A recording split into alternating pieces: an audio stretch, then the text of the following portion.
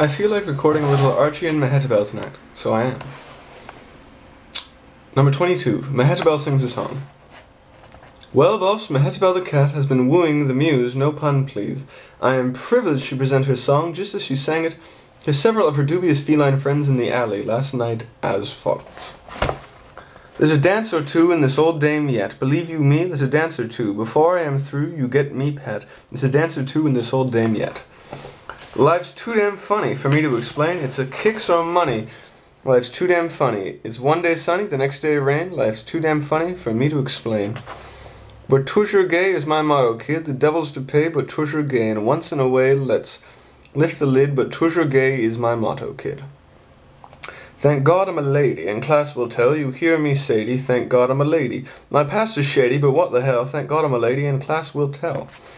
A gentleman friend I met one day coaxed me to amend. A gentleman friend you meet on a bend is often that way. A gentleman friend I met the other day. It says to him, dearie, I live my own life. Of marriage I'm leery. I says to him, dearie, if you wasn't beery, you wouldn't say wife. I says to him, dearie, I live my own life. I says to him, Bertie, I'll end down the bay. And garbage scours the dirty, I'll say to him, Bertie, but get me here and Gertie is both on our way. I say to him, Bertie, I'll end down the bay.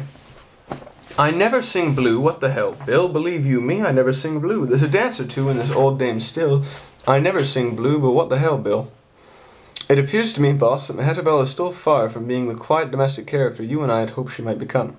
Archie. Number 23. Aesop Revised by Archie. A wolf met a spring.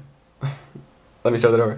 A wolf met a spring lamb drinking at a stream, and said to her, you are the lamb that muddied the stream all last year, so that I could not get a clean fresh drink. I am resolved that this outrage shall not be enacted again this season. I am going to kill you. Just a moment, said the lamb.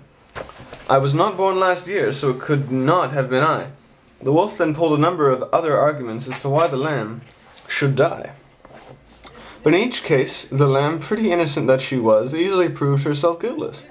Well, well, said the wolf, enough of the argument. You are right and I am wrong, but I am going to eat you anyhow, because I am hungry. Stop! Exclamation mark. Point, cried a human voice, and a man came over the slope of the ravine.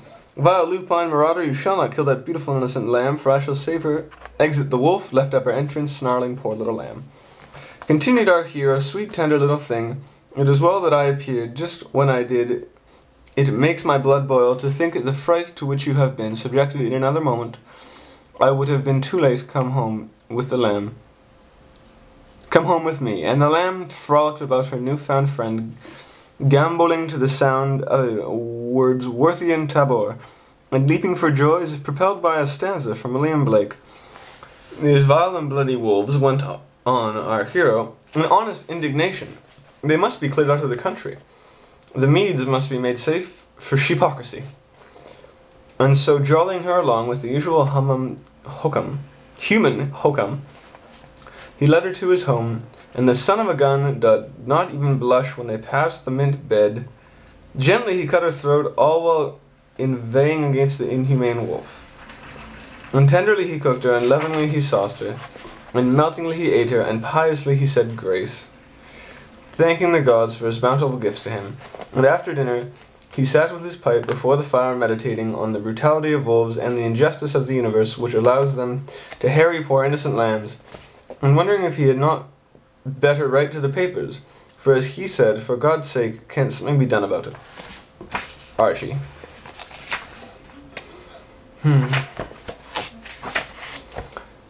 Number 24. Cheerio, my deario.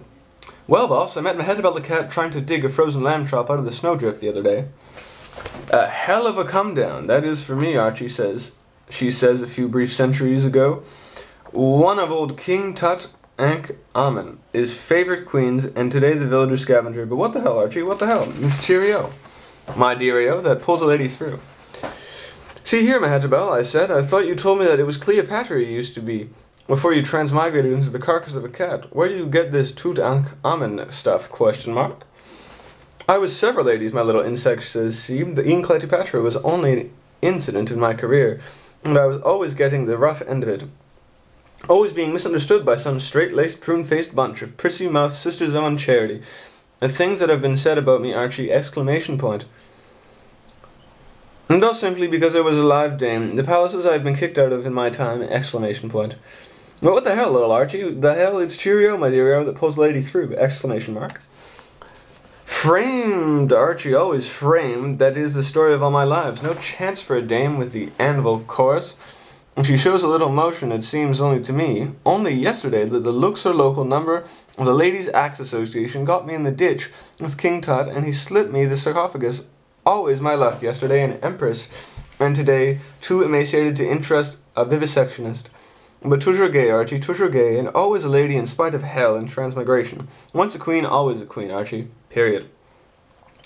One of her feet was frozen, but on the other three she began to caper and dance, singing Cheerio, my deario, that pulls a lady through.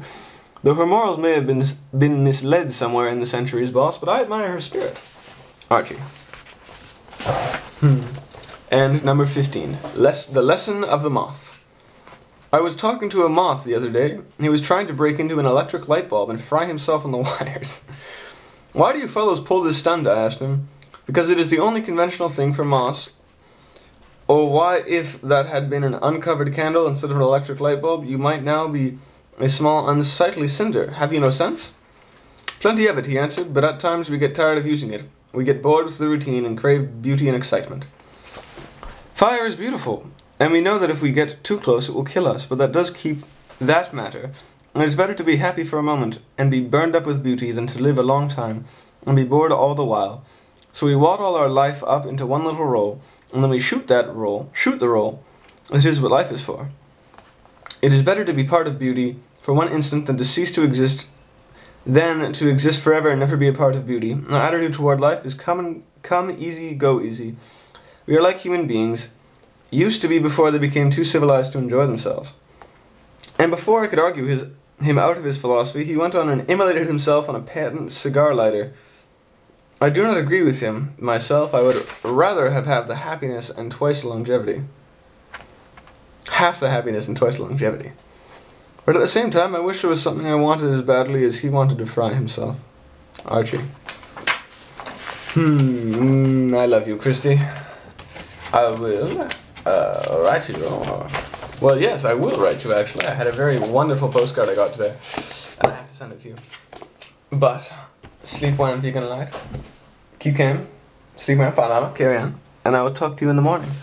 And I have an adorable picture I pulled off the bulletin board. It's this little girl, and she's looking for either her doll or her teddy. And on the top it says, Kverarthin, where is it? And down at the bottom, it says... I can't read. 3. Men. Alright, love. Sleep well, keep calm, find a llama, carry on. And I will talk to you tomorrow, hopefully. Good night.